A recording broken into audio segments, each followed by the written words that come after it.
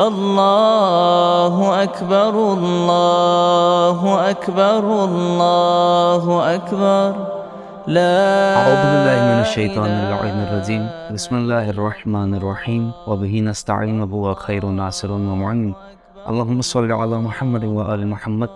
معزز ناظرین کرام، ہم آپ کی خدمت میں آج اپنا پروگرام فقہی احکامات کے حوالے سے لے کر آئے کہ جن میں ہم کوشش کریں گے کہ ہم ماہ مبارک رمضان کے آخری عشرے کی فضیلت، اہمیت اور اس میں کیے جانے والے تمام تر اعمال پر گفتگو کر سکیں اور اپنے مومنین تک پہنچا سکیں وہ تمام تر اعمال اور فقہی احکامات کے جن کی تمام تر مومنین کو ضرورت پڑتی ہے۔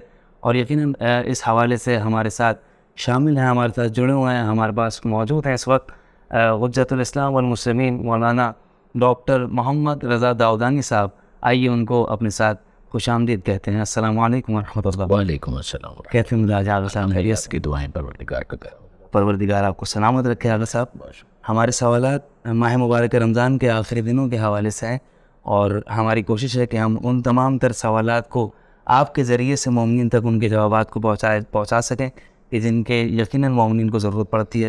ان میں سے پہلا سوال یہ ہے ہمارے پاس کہ کہا جاتا ہے کہ جو شخص الوداعی جمعے کی نماز کو ادا کر لے تو اس پر سے وہ بار اتر جاتا ہے کہ جو اس پر پوری زندگی کی قضائے عمری کا بوجھ ہے وہ اس کے اوپر سے اتر جاتا ہے۔ تو اس کے حوالے سے کیا حقیقت ہے؟ بسم اللہ الرحمن الرحیم۔ اگر ایک انسان واجب ہو چکی ہے نماز اس کے اوپر تو اس کو نماز پڑھنی ہے، نماز ادا کرنی ہے۔ اگر کسی وجہ سے بھی اس نے نماز کو نہیں پڑھا یا ادا نہیں کیا تو اس کے ذمے پر ہے کہ وہ اس کی قضا کو پروردگار عالم کی بارگاہ میں پیش کرے۔ تو اب اس کے اوپر ظاہر ہے کہ اس قضا کے علاوہ توبہ کی ذمہ داری بھی ہے کہ توبہ وہ کرے گا کہ آئندہ یہ غلط کام اس سے نہ ہو۔ اس توبہ کی قبولیت کے لیے مختلف اعمال ہو سکتے ہیں، اس کے اندر اس نماز کو بھی شامل کیا جا سکتا ہے کہ ایک انسان ہے وہ الوداعی جمعہ ہے، یوم الوداعی جمعہ، اور اس کے اندر وہ عبادت انجام دے رہا ہے تو ہو سکتا ہے کہ اس کی توبہ کی قبولیت کے اندر یہ مؤثر ہو۔ مگر جہاں تک قضا نمازوں کا جو بار اس کے اوپر ہے وہ تو اسی طریقے سے ہے، وہ اس طریقے سے ختم ہونے والا نہیں ہے۔ بعض علماء تو یہاں تک کہتے ہیں کہ یہ جو نماز ہے جو جمعۃ الوداع کو پڑھی جاتی ہے وہ موضوع ہے، یعنی بنائی گئی من گھڑت ہے۔ بعض دیگر کہتے ہیں کہ چلیے من گھڑت نہ بھی ہو تو زیادہ سے زیادہ اس کو ضعیف میں شمار کیا جائے گا۔ تو ایسا نہیں ہے کہ اس کی وجہ سے انسان کی باقی تمام نمازیں جو تھیں وہ ساری کی ساری معاف ہو جائیں گی، وہ نمازیں اسی طریقے سے رہیں گی۔ ممکن ہے کہ توبہ کی قبولیت کے اندر یہ مؤثر ہے۔ یقیناً بے شک۔ اگر سے اس کے بعد ہم دوسرے سوال کی جانب چلتے ہیں اور ہمارے پاس سوال یہ ہے کہ اگر کوئی شخص کسی عذر شرعی کی وجہ سے، کسی مجبوری کی وجہ سے روزے نہ رکھ سکے تو اس کے اوپر کیا ذمہ داری عائد ہوتی ہے، اس کے حوالے سے بیان فرمائیں۔ اگر عذر شرعی کی وجہ سے اس نے روزہ نہیں رکھا تو وہ گنہگار تو نہیں ہے۔ اگر وہ گنہگار نہیں ہے تو پھر اس کی ذمہ داری یہی ہے کہ بعد میں اس قضا کو وہ انجام دے لے۔ اس میں بھی بعض افراد تو مستثنیٰ ہے، مثال کے طور پر وہ بوڑھا شخص ہے کہ جو روزہ رکھ ہی نہیں سکتا، یا اسی طریقے سے وہ بوڑھی خاتون ہے جو روزہ نہیں رکھ سکتی ہیں، یا اسی طریقے سے بعض دیگر کیس ہیں کہ حاملہ کے بعض کیسز کے اندر، مرضعہ کے کیسز کے اندر جو فیڈ کراتی ہیں تو اس کے اندر پھر تفصیل ہے کہ کس کیس کے اندر صرف ان کو فدیہ دینا ہے، کس کیس کے اندر ان کو فدیے کے ساتھ ساتھ قضا بھی کرنی ہے، وغیرہ وغیرہ۔ لیکن یہ کہ بہرحال اس کو پھر گنہگار نہیں مانا جائے گا۔ اگر کوئی شخص مثلا مسافر ہے، مسافر ہونے کی وجہ سے اس نے روزہ نہیں رکھا تو ظاہر ہے کہ اس کا عذر بالکل اپنی جگہ پر برحق ہے، تو اس کی ذمہ داری یہ ہے کہ وہ قضا روزے بعد میں رکھے۔ اس کو گنہگار خطن نہیں مانا جائے گا، بلکہ الٹا معاملہ ہے مسافر کے کیس میں کہ اگر مسافر شرعی ہے اور اس نے روزہ رکھ لیا تو خود اس کو گناہ مانا گیا۔ اسی طرح سے ایک شخص ہے وہ بیمار ہے اور بیماری کی وجہ سے وہ روزے نہیں رکھ پا رہا تو اس کی ذمہ داری ہے کہ وہ روزے نہ رکھے۔ یعنی ایک عام سا سر درد ہوتا ہے یا پیٹ کا درد ہوتا ہے وہ مراد نہیں ہے، لیکن یہ کہ واقعہ میں اگر ایک انسان غیر معمولی مشقت میں مبتلا ہو رہا ہے اپنی بیماری کی وجہ سے، اس کو تو روزہ نہیں رکھنا ہے۔ اگر وہ روزہ نہیں رکھتا تو نہ فقط یہ کہ گنہگار نہیں ہے بلکہ اس کی ذمہ داری صرف اتنی ہے کہ بعد میں وہ قضا کو انجام دے۔ یقیناً آغا صاحب آپ نے بہترین جواب سے ہم مستفید فرمایا۔ اس کے بعد ہمارے پاس ایک اور سوال ہے، اور سوال یہ ہے کہ ماہ مبارک رمضان جو کہ یقیناً رحمتوں اور برکتوں کا مہینہ ہے کہ جس کی یقیناً ہر ساعت ہر لمحہ اور روایات ہمیں بتاتے ہیں کہ اس میں سانس تک لینا عبادت ہے، تو وہ ماہ مبارک رمضان جب گزر رہا ہوتا ہے تو آخری عشرے کو بالخصوص اہمیت دی جاتی ہے اور آخری عشرے کے لیے بہت زیادہ اہتمام کیا جاتا ہے۔ تو کیا وجہ ہے کہ ماہ مبارک رمضان کے آخری عشرے کو اس قدر اہمیت دی جاتی ہے؟ اس کے حوالے سے کیا فضیلتیں اور کیا روایات میں وارد ہوا ہے، اس کے حوالے سے بیان فرمائیں۔ ہمارے محسن ہے جناب مولانا صادق حسن صاحب مدظل العالی، تو وہ ایک مثال دیا کرتے تھے اپنے دروس کے اندر کہ یہ بالکل وہ والا معاملہ ہے جو بیمار کا دوا کے ساتھ ہوتا ہے. سبحان اللہ. جب آپ بیمار کو دیکھتے ہیں کہ بہت بیمار ہے، اس کے اندر کمزوری بھی ہے، ناتوانی بھی ہے، ضعف بھی ہے، تو جب آپ اس کو پہلا ڈوز دیں گے تو آپ توقع نہیں کریں گے کہ پہلا ڈوز کھاتے ہی وہ دوڑنا شروع کر دیں. ظاہر ہے کہ پہلے ڈوز کے بعد تو اس سے ایک کہہ جائے گا بھی آرام کریں، جلدی نہ کریں. اگر وہ اٹھنا بھی جائے گا تو کیا کریں گے؟ آہستہ آہستہ. دوسرا ڈوز، تیسرا ڈوز، 2 دن گزرے، 3 دن گزرے، 4 دن گزرے، اب آپ توقع کرتے ہیں کہ وہ اپنے بستر سے کھڑا ہوگا، تھوڑا سا واک کرے گا، تھوڑا سا عام جو اپنا روٹین ہے اس کے اوپر آنا شروع ہوگا. پھر ہو سکتا ہے 20-25 دن گزرے تو اس کے بعد آپ توقع کریں کہ ہاں وہ نشتر پاک کے چکر بھی لگا لے گا اور تھوڑا سا جم بھی جانا شروع کر دے گا. محسوس یہ ہوتا ہے کہ ماہ رمضان کے ساتھ جو روزوں کا معاملہ ہے وہ ایک عام مومن کے لیے وہی تعلق ہے جو بیمار کا دوا کے ساتھ ہوتا ہے. جب ماہ رمضان شروع ہوا تھا تو اس کے اندر تقویٰ کی ڈیفیشنسی تھی، کمی تھی، تو وہ پہلا ڈوز تھا جو پہلے روزے کی صورت میں اس کو دیا گیا. لیکن یہ کہ توقع نہیں ہے کہ ابھی یہ رات بھر جاگ کر عبادت کرنا شروع کر دے گا. ابھی تو بس ٹھیک ہے، اتنا یہ کرے کہ روزہ رکھے، تلاوت قرآن کرے، اپنے آپ کو تھوڑا تھوڑا اپڈیٹ کرنا شروع کرے.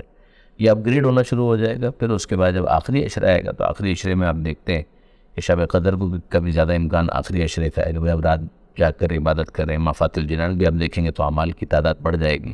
اسی طریقے سے اعتکاف ہے، یوں تو کبھی بھی کیا جا سکتا ہے، لیکن ماہ رمضان میں بھی آخری عشرے کے اندر اس کی تاکید اور بڑھ جاتی ہے. محسوس یہ ہوتا ہے کہ اب اس کے اندر اتنی طاقت توانائی آ چکی ہے، اب یہ بیمار جو ہے وہ تقویٰ کے اتنے ڈوزز لے چکا ہے کہ اب اس سے توقع ہے کہ یہ 3 دن مسجد کے اندر بھی رک سکتا ہے، رات بھر جاگ کر بھی عبادت کر سکتا ہے، زیادہ اعمال بھی کر سکتا ہے. محسوس ہوتا ہے کہ یہ وہی والا تعلق ہے اس کے. سبحان اللہ، سبحان اللہ. کیا خوبصورت جواب آپ نے عنایت فرمایا. اس کے بعد ہمارے پاس ایک اور سوال ہے، اور سوال یہ ہے کہ ماہ مبارک رمضان میں بہت زیادہ تر لوگ کام کاج میں مصروف رہتے ہیں، اور بہت سارے لوگ ایسے ہوتے ہیں جو فیلڈ کے متعلق گھر سے نکلتے ہیں گرمی میں یا کہیں بھی، اور ان کی زبان سے یا ان کے اعضائے جسمانی سے کوئی ایسا کام، کوئی ایسا فعل انجام پا جاتا ہے کہ جو روزے کی حالت میں نہیں کرنا چاہیے. تو کیا ایسے روزے دار جو کام پر بھی جا رہے ہیں، جو غصہ بھی کر رہے ہیں اور جو دیگر کام بھی کر رہے ہیں، تو کیا ایسے افراد اپنے روزوں پر یا اپنی عبادتوں پر یہ 100% یقین کس طرح حاصل کر سکتے ہیں کہ ہماری جو عبادات ہیں، ہمارے جو روزے ہیں وہ پروردگار کے بارگاہ میں قبول و مقبول ہو رہے ہیں؟ ایک ہے روزے کا صحیح ہونا اور ایک ہے روزے کا قبول ہونا. ان دو چیزوں میں تو فرق ہے نا. روزے کا صحیح ہونے کا مطلب یہ ہے کہ فقہی اعتبار سے جو احکام ہے ان کا خیال رکھا جائے، نیت ٹھیک ہو، انسان مبتلا روزہ سے پرہیز کر رہا ہے، کھانا نہیں کھا رہا، پانی نہیں پی رہا. اسی طریقے سے دیگر جو مبتلات ہیں ان سے اپنے آپ کو فاصلے پر رکھے تو اس کا روزہ صحیح ہو جائے گا. یعنی اب اس روزے کی قضا نہیں کرنی اس کو، نہ کوئی کفارہ اس کے ذمے پر ہے، نہ کوئی قضا اس کے ذمے پر ہے. لیکن اگر ہم یہ کہیں گے روزے کی قبولیت، تو پھر اس کو یاد رکھ لیجئے کہ جس طرح سے نماز کے بارے میں یہ کہا گیا، قرآن مجید کے اندر آیا کہ ان الصلاۃ تنہی عن الفحشاء والمنکر، کہ نماز یقیناً فحاشی سے، بے حیائی سے، برائی سے روکتی ہے. تو معصوم کی اس پہ حدیث ہے کہ یہ ارشاد فرمایا کہ اگر کوئی شخص یہ چاہتا ہے کہ جانے کہ اس کی نماز قبول ہوئی یا نہیں ہوئی، تو دیکھے کہ اس کی نماز اس کو برائیوں سے اور بے حیائی سے کتنا روک رہی ہے. جتنا اس کی نماز اس کو بے حیائی اور برائیوں سے روک رہی ہے، اتنا ہی اس کی نماز قبول ہو رہی ہے. بالکل اسی پیرامیٹر کے اوپر اگر آپ روزے کو بھی لیں تو ہم کو سمجھ میں آتا ہے کہ روزے کا پرپس کیا تھا کہ لعلکم تتقون، شاید کہ تم متقی بن جاؤ. تو جتنا انسان کے اندر روزے کی وجہ سے تقویٰ آتا جا رہا ہے، سیلف کنٹرول، سیلف ڈسپلن آتا جا رہا ہے، اتنے اس کے روزے قبول ہو رہے ہیں. اور جتنا اس کے اندر اضافہ نہیں ہو رہا تو اس کا مطلب یہ کہ ممکن ہے روزے صحیح تو ہو جائے اور اس کو قضا اور کفارے کی نوبت نہ آئے، لیکن یہ کہ بہرحال اس روزے کی قبولیت تو بہت ہی زیادہ ڈاؤٹ فل ہے. باقی پروردگار عالم کریم انسان کو امید رکھنی چاہیے کہ آج اگر وہ اس طرح سے روزے رکھ رہا ہے تو کبھی وہ وقت بھی آئے گا کہ انشاءاللہ اور بہتر روزے وہ رکھنے لگے گا.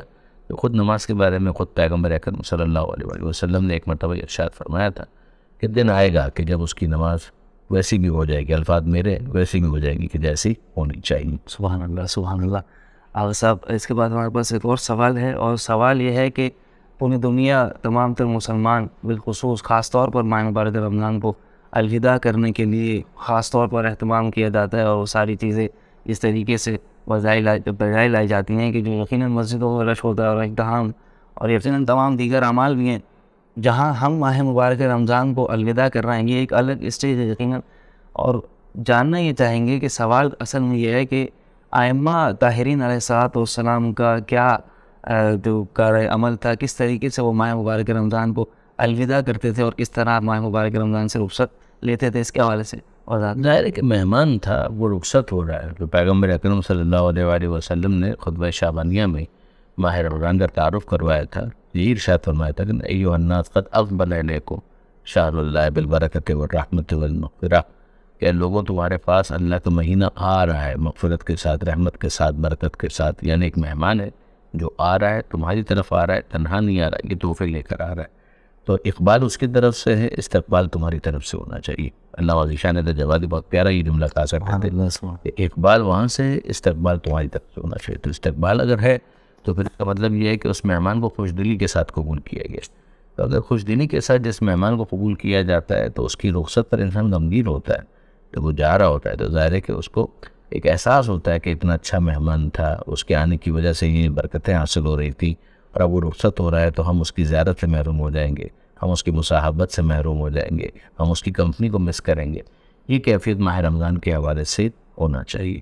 اس کو جاننے کے لیے اگر آپ دیکھیں تو خود صحیفہ سجادیہ سلام اللہ علیہ، اس کے اندر آپ کو وداع ماہ رمضان کی جو دعا ہے وہ بھی مل جائے گی، اور اسی طریقے سے دیگر جو اعمال ہیں جو خود مفاتیح الجنان کے اندر آئے ہیں اس کے اندر بھی یہ بات آئی ہے، اور خلاصہ اس کا یہ ہے کہ پروردگار عالم سے یہ دعا مانگی جائے کہ پروردگار جو کوتاہی اس مہینے کے حق کے حوالے سے ہم سے ہو گئی ہے اسے تو اپنے طور پر پورا فرما، جو ہم نے کمی رہ گئی ہے اسے تو اپنے طور پر پورا فرما، اور یقیناً ہم نے جو اعمال کیے ہیں وہ اس قابل نہیں ہیں، لیکن یہ بہرحال تو اپنی رحمت واسعہ اور کاملہ کے توفیق اس نقص کو دور کرتے ہوئے بطور کامل ہم سے اپنی اس عبادت کو قبول فرما۔ یہ ایک اچھی اسپرٹ ہے۔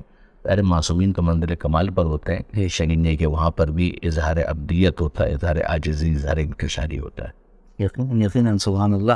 آغا صاحب اس کے بعد ایک اور سوال کی جانب پڑھیں گے، اور سوال یہ ہے کہ جس طریقے سے آپ نے بھی بیان فرمایا کہ ائمہ اہل بیت علیہ الصلوۃ والسلام کا طریقہ کار کیا تھا ماہ مبارک رمضان کو الوداع کرنے کا، اسی طریقے سے ایک اور سوال ہے کہ جس طرح ہم لوگ عید مناتے ہیں، جس طرح ہم لوگ خوشیاں مناتے ہیں، اہل بیت کی گھرانے کا کیا طریقہ تھا، کیا وتیرہ تھا، وہ لوگ کس طریقے سے یوم عید کو منایا کرتے تھے، اور کس طرح کی وہ تمام تر خوشیوں کو اپنے روزمرہ کی معمولات میں لایا کرتے تھے، اس کے حوالے سے بتائیے۔ بنیادی بات تو یہ ہے کہ اگر ایک انسان عید منانا چاہ رہا ہے تو معصومین سے یہ طریقہ کار ہمارے پاس آیا وہ کیا ہے؟ نمبر ایک، تقویٰ کا ایسا اوور ڈوز نہ ہو جائے کہ انسان عید کے دن بھی روزہ رکھنے کی بات کرتے، تو عید کے دن روزہ رکھنا حرام ہے تو روزہ نہیں رکھا جا سکتا۔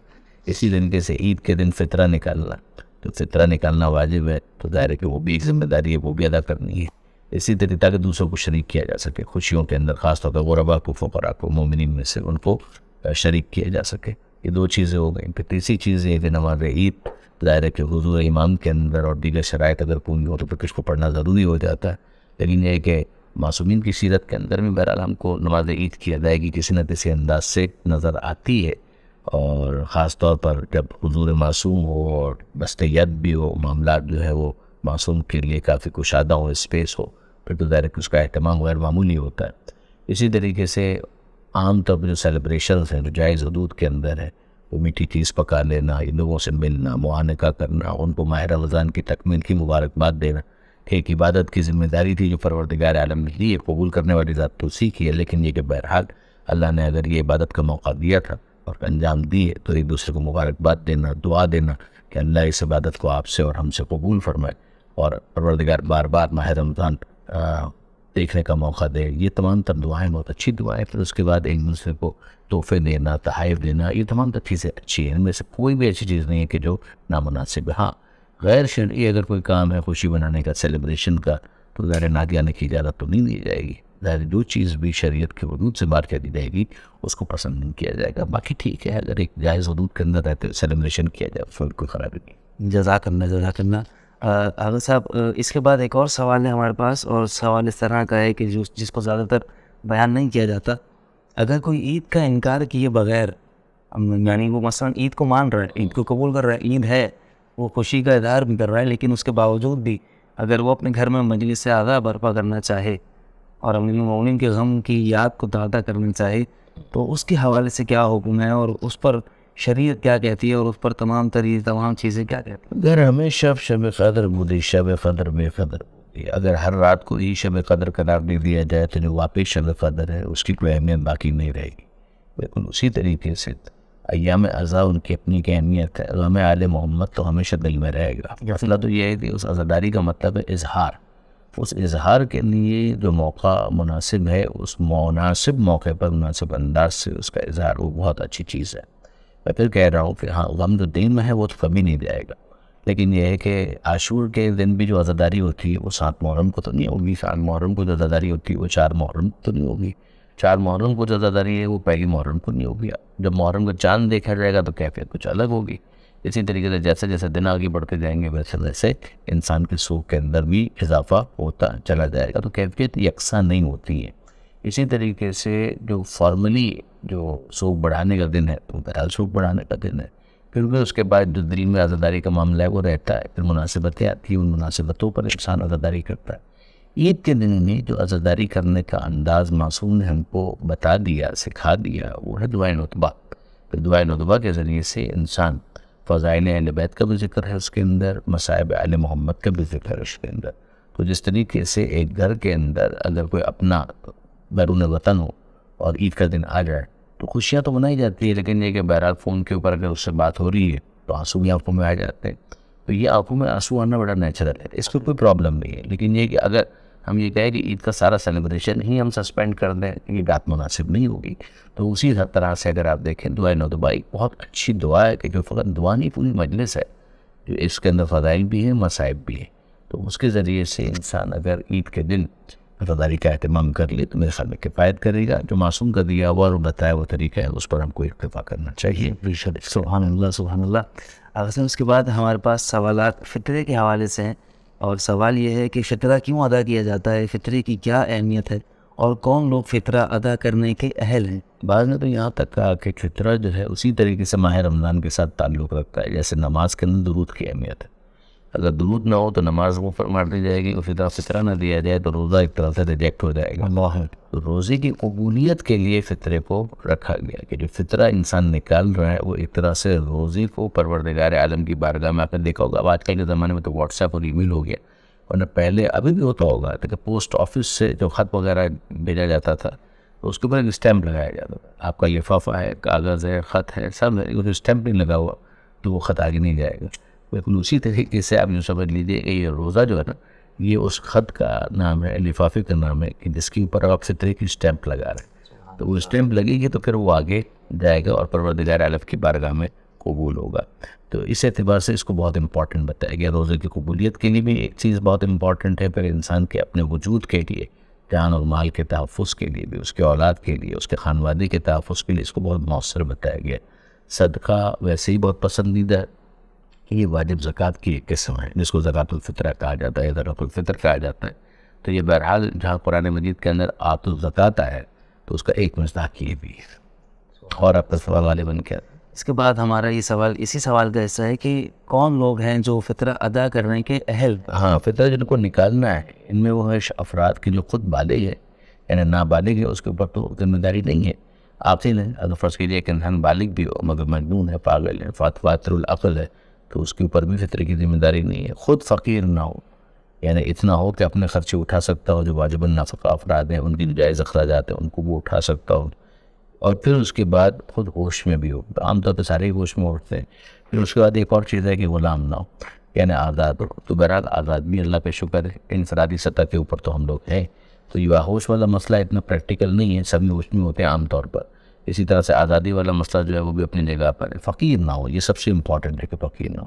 عاقل ہو تو عام طور پہ عاقل ہی ہوتے ہیں افراد، اور پھر اس کے بعد بالغ ہو، تو یہ بالغ ہونے والا معاملہ جو ہے وہ دیکھنے والا ہے، فقیر نہ ہو یہ دیکھنے والا ہے۔ تو یہ افراد فطرہ کس کا نکالیں گے؟ اپنا، اور ہر اس شخص کا فطرہ نکالیں گے کہ جو اس کے اندر اس کے گھر والے اہل و عیال شمار ہوتے ہوں، وہ کھانے پینے والے شمار ہوتے ہوں، جن کے خرچے کی ذمہ داری اس وقت اسی کے اوپر ہے۔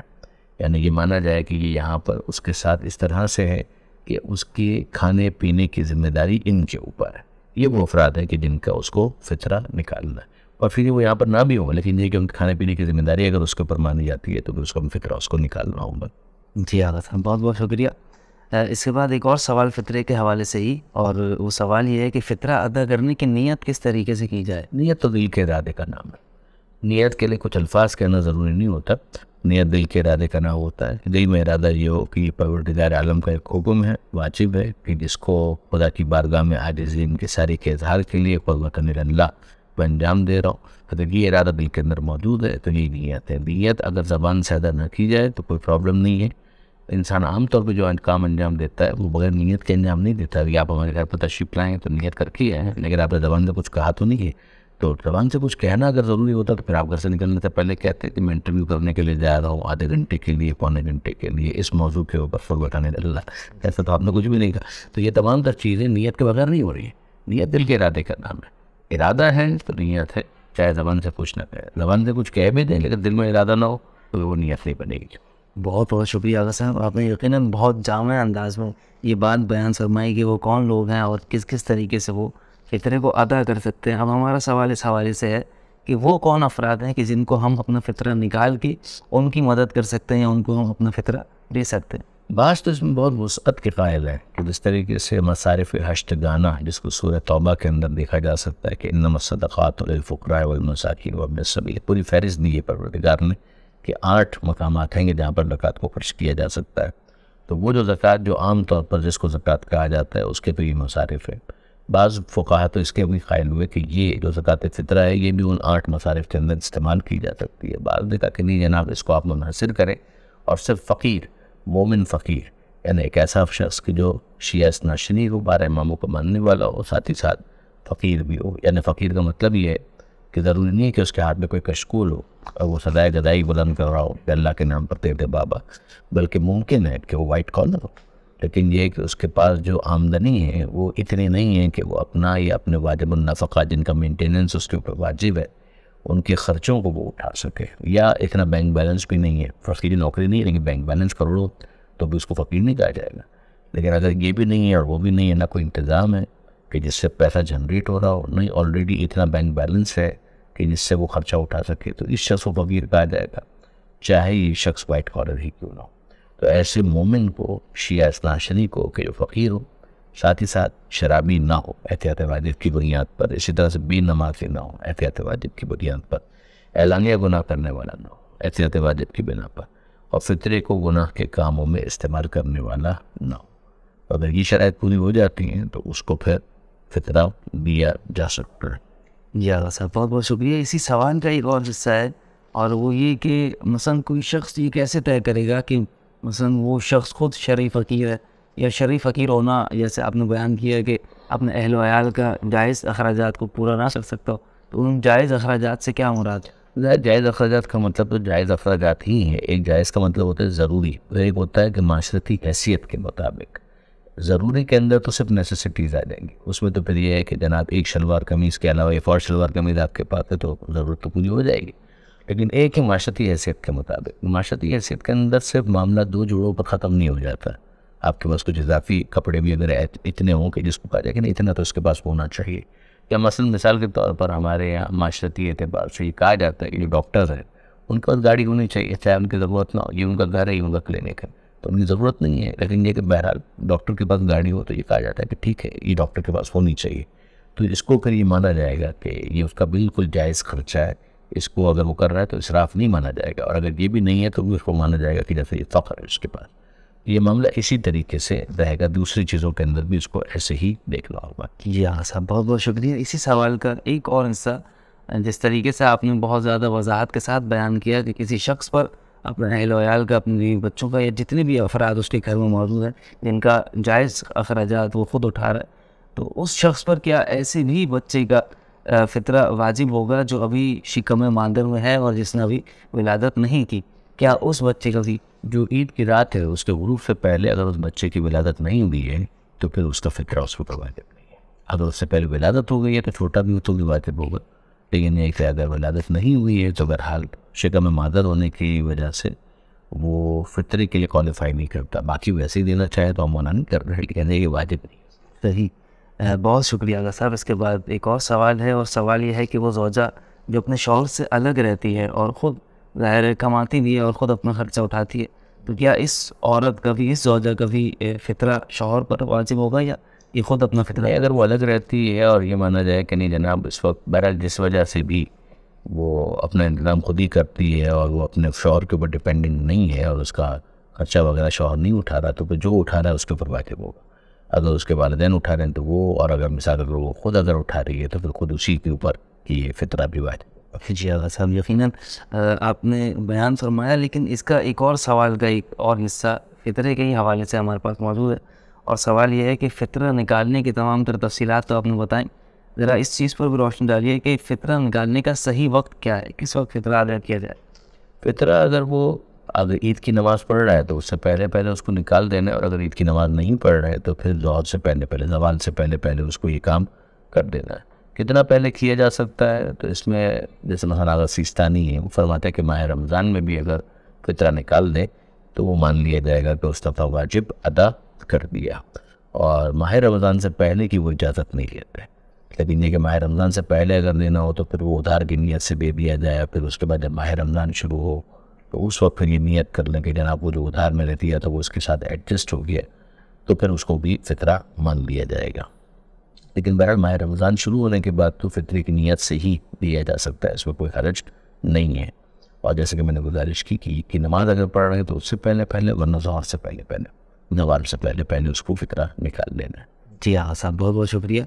آپ نے ابھی بیان کیا کہ فطرہ کن لوگوں کو دیا جا سکتا ہے؟ جو نماز کا خیال رکھتا ہو پابندی کے ساتھ، شراب نہ پیتا ہو، کھلا کوئی گناہ نہ کرتا ہو۔ اسی سوال کا ایک حصہ ہمارے پاس آگے موجود ہے، اور وہ سوال یہ ہے کہ جو شخص اپنی داڑھی مونتا ہو جان بوجھ کر بغیر کسی عذر کے، کیا اس شخص کو فطرہ دیا جا سکتا ہے یا نہیں؟ اس کے حوالے سے بات۔ ظاہر بنیادی بات تو یہی ہے نا کہ داڑھی منڈوانا بنا احتیاط واجب حرام ہے، تو احتیاط واجب تو یہی ہے کہ داڑھی نہ منڈوائی جائے، اور ایسا کسی کے پاس عذر بھی نہیں ہوتا عام طور پہ کہ وہ کہے کہ میں نے فلاں عالم کی طرف رجوع کر لی ہے اور وہ کہیں سے اجازت حاصل کر دی ہے۔ ظاہر ہے کہ پھر اس میں بھی احتیاطی کرنی پڑے گی، اور یہی ماننا پڑے گا کہ اس کو پھر نہ دینا مناسب ہے، اور احتیاط سے بالکل خلاف ہے۔ جی ہاں صاحب، بہت بہت شکریہ۔ فطرے کی رقم اپنے عزیز و اقارب کو دے سکتے ہیں، اپنے بہن بھائیوں کو یا اپنے کزنس کو یا جو بھی رشتہ دار ہمارے قریب؟ اگر واجب النفقہ ہے تو اس کو نہ دے، لیکن یہ کہ جیسے بہن بھائی ہے اگر ان کے حالات اچھے نہیں ہیں اور ظاہر ہے وہ مومن ہے، فقیر ہے، دیگر شرائط ان کے اوپر پوری اتر رہی ہے تو پھر بالکل دیا جا سکتا ہے۔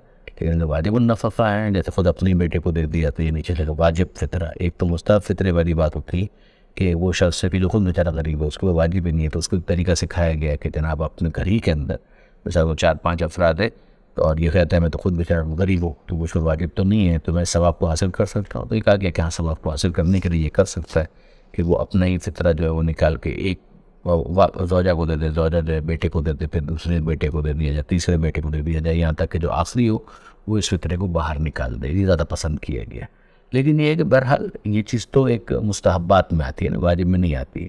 تو جو واجب فطرہ ہے اس کے اندر ان کو نہ دیا جائے کہ جن کا خود خرچہ اس کے اوپر واجب ہے۔ باقی ٹھیک ہے اگر وہ دیگر افراد ہیں جو واجب النفقہ نہیں ہے، چاہے وہ فیملی کے اندر رشتہ دار ہے، ان کو دیا جا سکتا ہے۔ بے شک آدھا آپ نے بیان فرمایا۔ ذرا اس سوال پر بھی روشنی ڈالیے گا، اس کا جواب عنایت فرمائیے گا کہ کوئی سید زادہ غیر سید کو تو صدقہ بھی دے سکتا ہے اور دیگر رقم بھی دے سکتا ہے، کیا غیر سید کا فطرہ سید زادہ موصول کر سکتا ہے؟ نہیں، حرام ہے، یہ حرام ہے۔ زکوٰۃ جس طریقے سے حرام ہے، یہ زکوٰۃ ہی کی سبب، تو غیر سید کا فطرہ جو ہے وہ سید کو نہیں دیا جا سکتا، یہ حرام ہے۔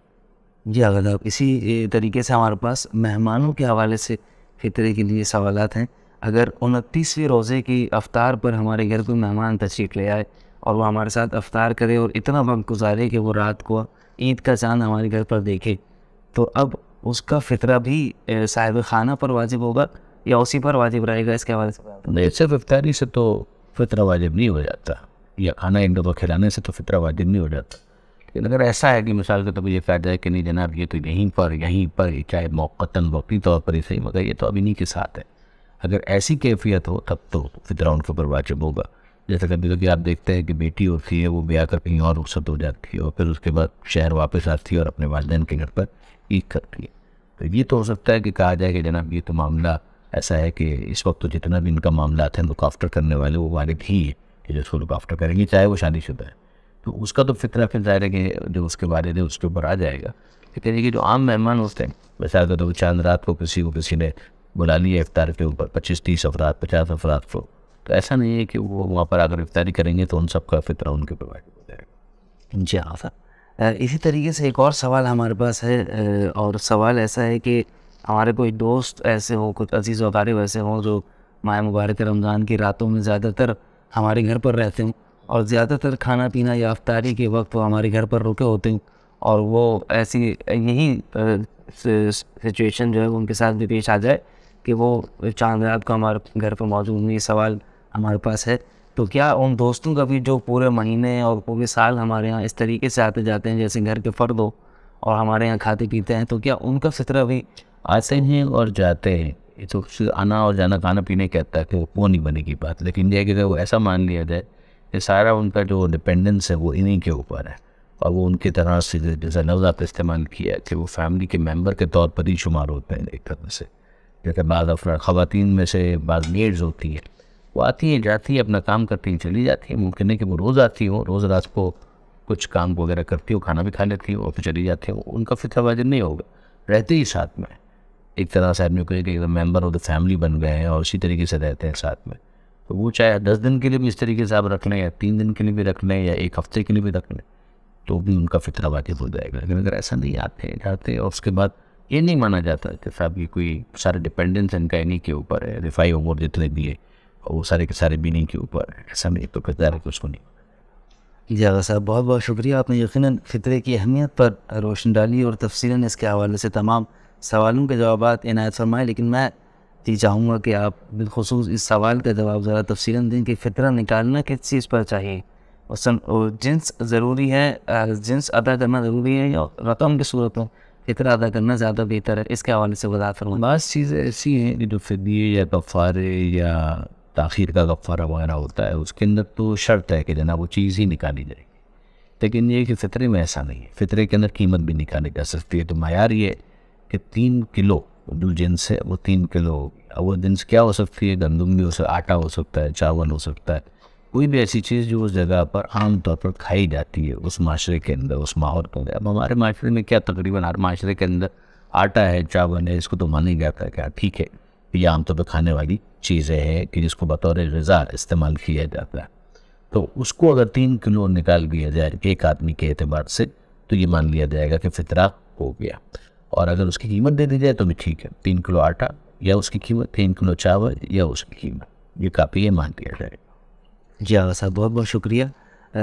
میں آپ سے چاہوں گا کہ آپ ہمارے ناظرین کو اور دیکھنے والے تمام تر مومنین کو کچھ اختتامی کلمات کے طور پر کچھ بہترین پیغام اپنی زبانی اگر آپ یقیناً پہنچائیں تو یہ باعث ثواب بھی ہوگا اور یقیناً ہمارا پروگرام جو ہے وہ اسی آپ کے اختتامی کلمات پر مکمل بھی ہو جائے گا. پروردگار عالم آپ لوگوں کو خوش رکھے, آباد رکھے, ماہ مبارک رمضان کی عبادتوں کو قبول فرمائے, جو تقوی آپ نے حاصل کیا ہے اس سے استفادے کی توفیق عطا فرمائے, اس تقوی کو بچانے کی توفیق عطا فرمائے.